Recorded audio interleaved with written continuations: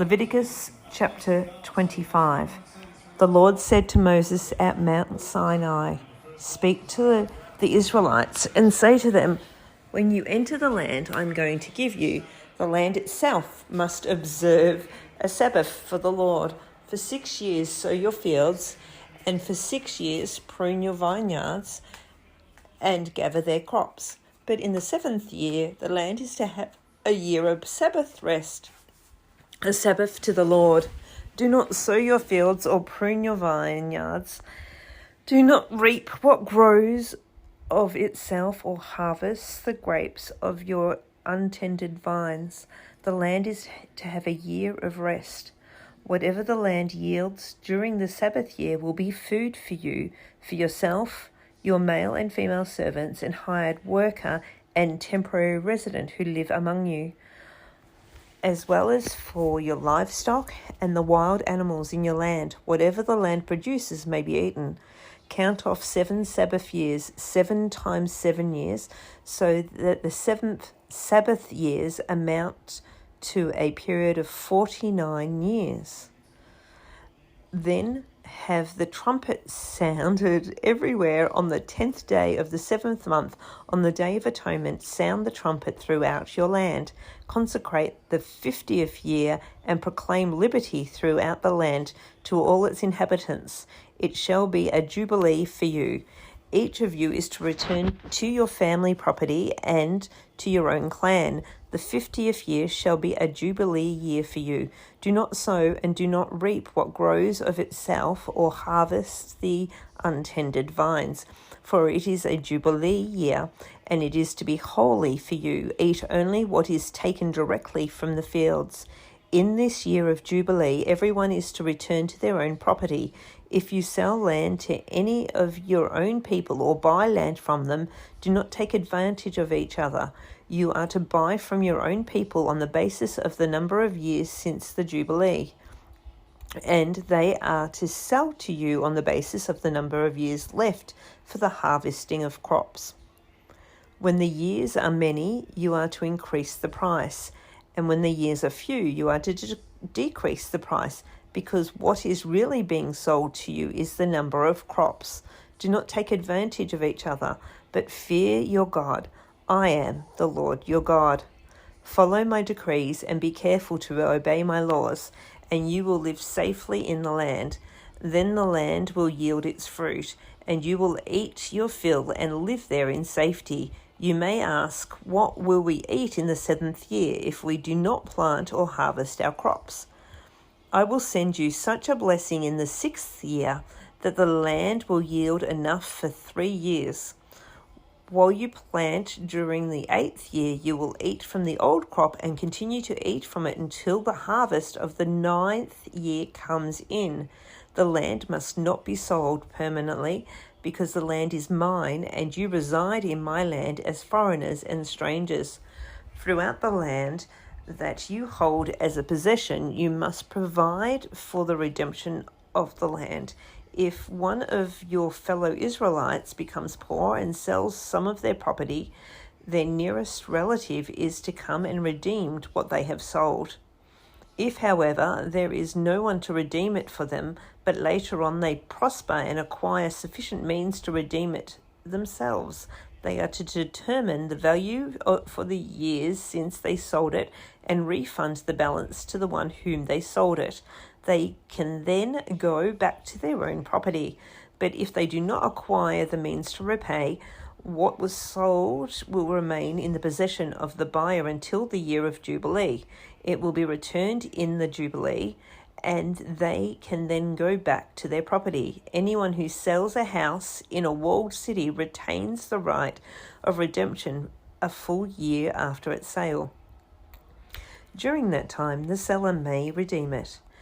If it is not redeemed before a full year has passed, the house in the walled city shall belong permanently to the buyer and the buyer's descendants. It is not to be returned to the Jubilee. It is not to be returned in the Jubilee. But houses in villages without walls around them are to be considered as belonging to the open country. They can be redeemed, and they are to be returned in the Jubilee. The Levites always have the right to redeem their houses in the Levitical towns which they possess. So the property of the Levites is redeemable, that is, a house sold in any town they hold, and it is to be returned in the Jubilee, because the house in the towns of the Levites are their property among the Israelites. But the pasture land belonging to their towns must not be sold. It is their permanent possession. Any of your fellow Israelites become poor and are unable to support themselves among you, help them as you would a foreigner and stranger, so they can continue to live among you. Do not take interest or any profit from them, but fear your God, so that they may continue to live among you. You must not lend them money at interest or sell them food at profit. I am the Lord your God, who brought you out of Egypt to give you the land of Canaan to be your God. If any of your fellow Israelites become poor and sell themselves to you, do not make them work as slaves. They are to be treated as hired workers or temporary residents among you. They are to work for you until the year of Jubilee. Then they and their children are to be released, and they will go back to their own clans and to the property. Plus, I'm reading this lying on the bed. To the property of their ancestors. Because the Israelites are my servants, whom I brought out of Egypt, they must not be sold as slaves. Do not rule over them ruthlessly, but fear your God. Your male and female slaves are to come from the nations around you. From them you may buy slaves. You may also buy some of the temporary residents living among you and members of their clans born in your country. Oh my goodness, excuse me. And they will become your property. You can bequeath them to your children as inherited property and make them slaves for life. But you must not rule over your fellow Israelites ruthlessly. If a foreigner resides among you, becomes rich, and any of your fellow Israelites becomes poor and sell themselves to the foreigner or to a member of the foreigner's clan, they retain the right of redemption after they have sold themselves. One of their relatives may redeem them. An uncle or a cousin or any blood relative in their clan may redeem them, or if they prosper, they may redeem themselves. They and their buyer are to count the time from the year they sold themselves up to the year of Jubilee. The price for their release is to be based on the rate paid to a hired worker for that number of years. If many years remain, they must pay for their redemption a larger price of the price paid for them. If only a few years remain until the year of Jubilee, they are to compute that and pay for their redemption accordingly. They are to be treated as workers hired from year to year. You must see to it that those to whom they owe service do not rule over them ruthlessly, even if someone is not redeemed in any of these ways. They and their children are to be released in the year of Jubilee. For the Israelites belong to me as servants. They are my servants, whom I brought out of Egypt. I am the Lord your God. Leviticus chapter 26. Do not make idols or set up an image or a sacred stone for yourselves. Do not place a carved stone in your land to bow down before it. I am the Lord your God. Observe my Sabbaths and have reverence for my sanctuary. I am the Lord. If you follow my decrees and are careful to obey my commands, I will send you rain in its season, and the ground will yield its crops and the trees their fruit. Your threshing will continue until grape harvest, and the grape harvest will continue until planting. And you will eat all the food you want and live in safety in your land. I will grant peace in the land, and you will lie down, and no one will make you afraid. I will remove wild beasts from the land, and the sword will not pass through your country. You will pursue your enemies, and they will fall by the sword before you. 5 of you will chase 100, and 100 of you will chase 10,000, and your enemies will fall by the sword before you. You will look on... No.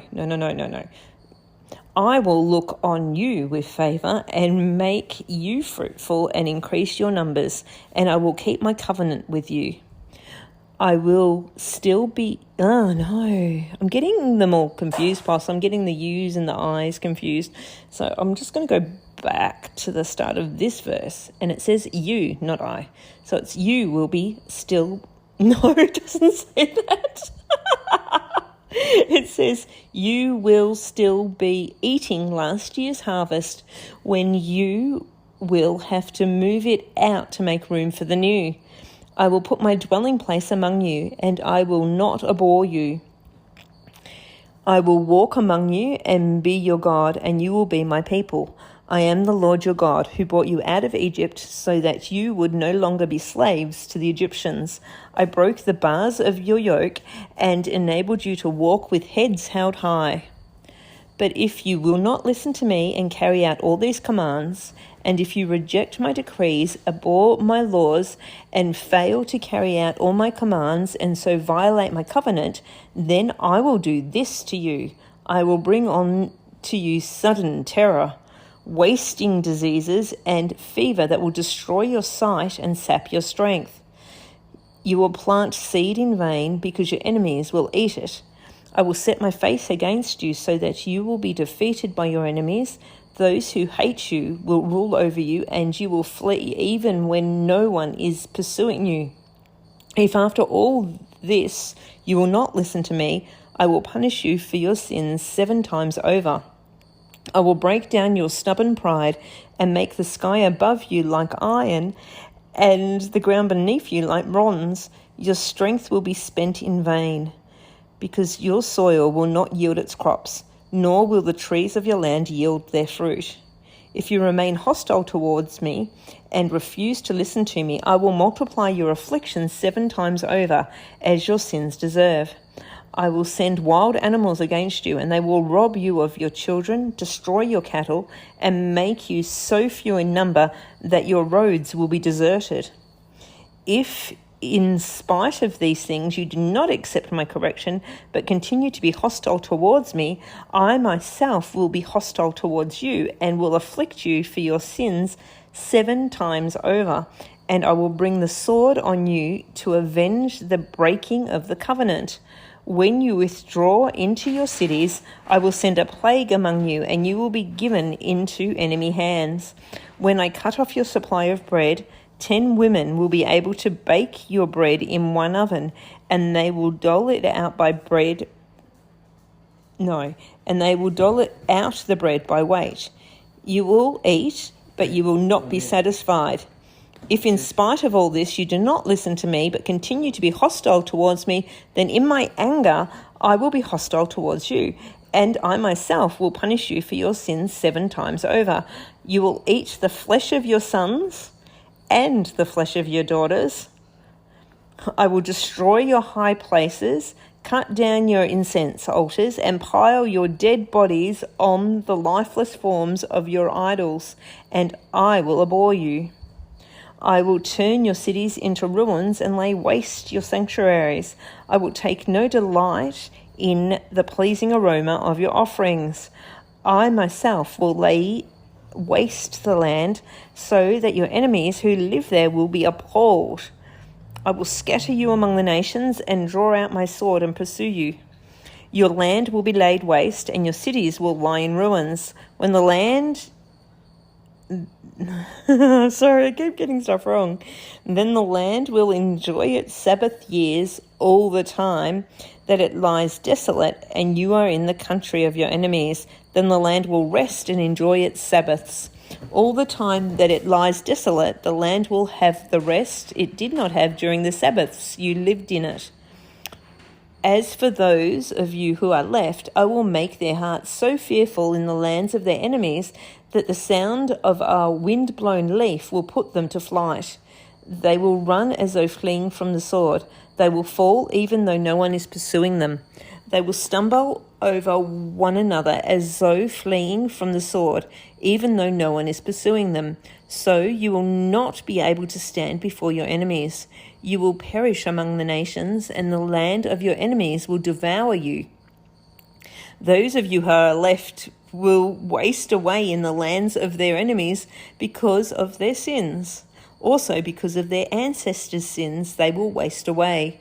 But if they will confess their sins and the sins of their ancestors, their unfaithfulness and their hostility towards me, which made me hostile towards them so that I sent them into the land of their enemies, then when their uncircumcised hearts are humbled and they pay for their sin, I will remember my covenant with Jacob and my covenant with Isaac and my covenant with Abraham, and I will remember the land.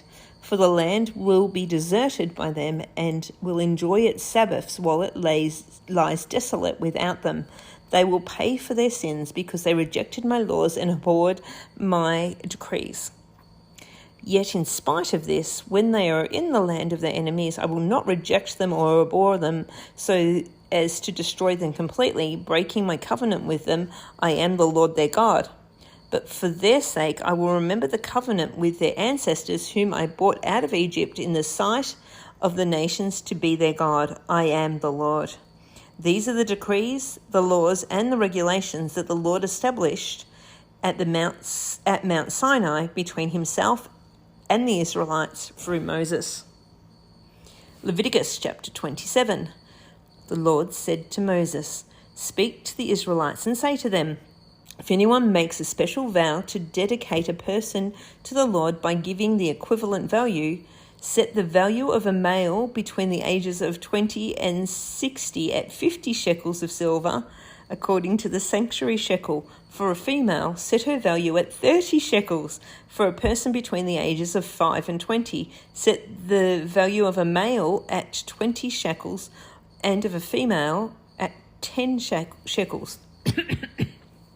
For a person between 1 month and 5 years, set the value of a male at 5 shekels of silver, and that of a female of 3 shekels of silver.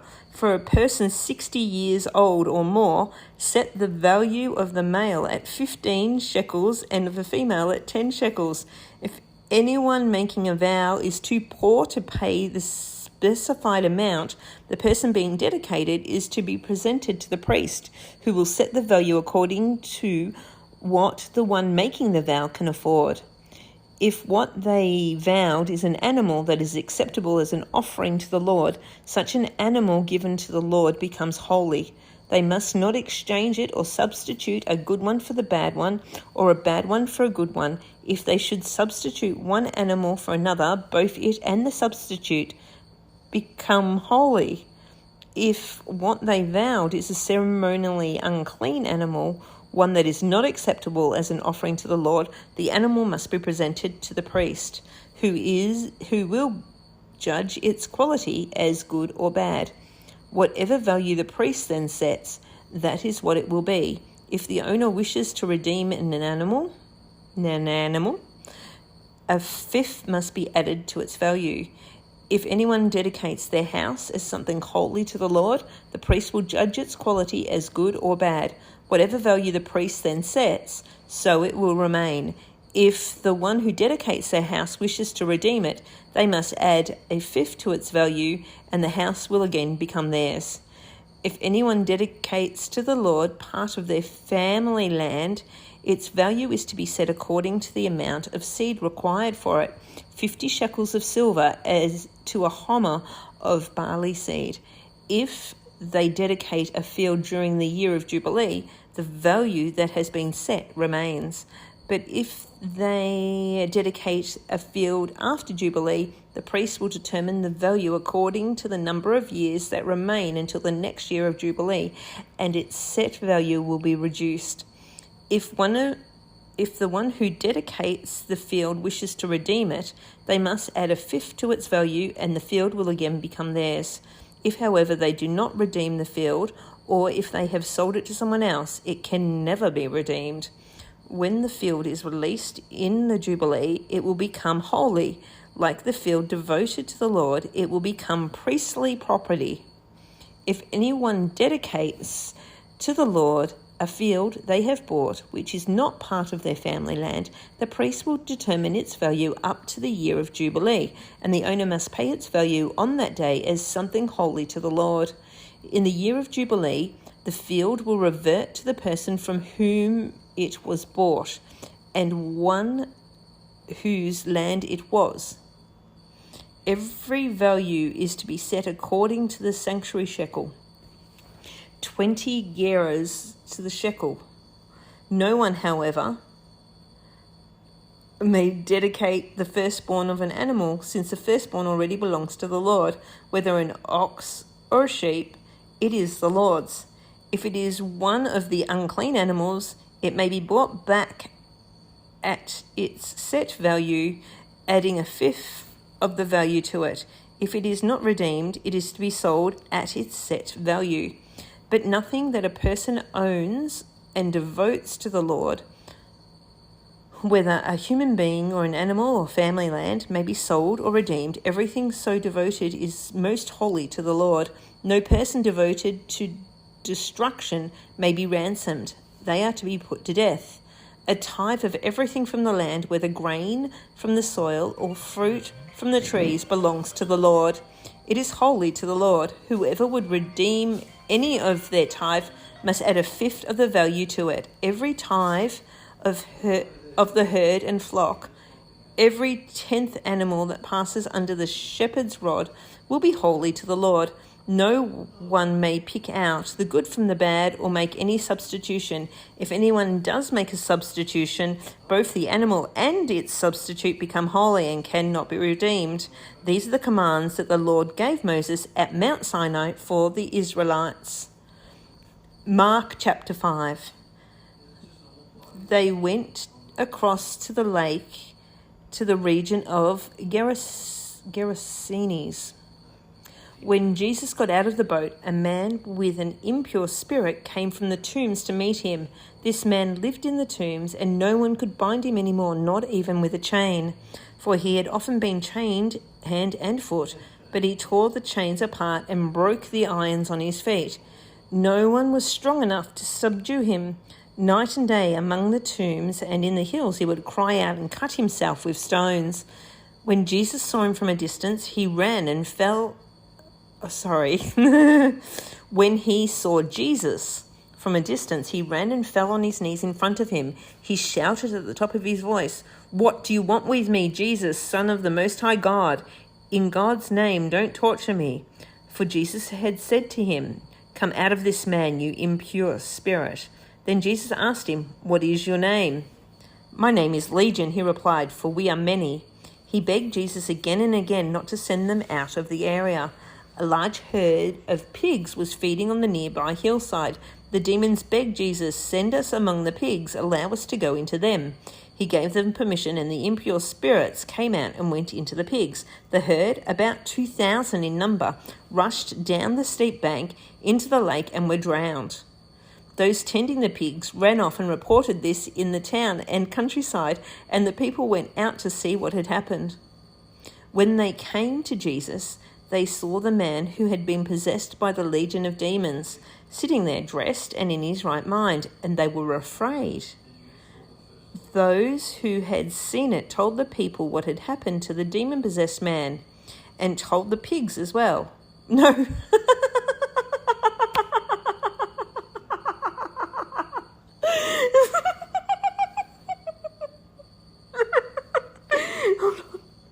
Those who had seen it told the people what had happened to the demon-possessed man, and told about the pigs as well. Then the people began to plead with Jesus to leave their region.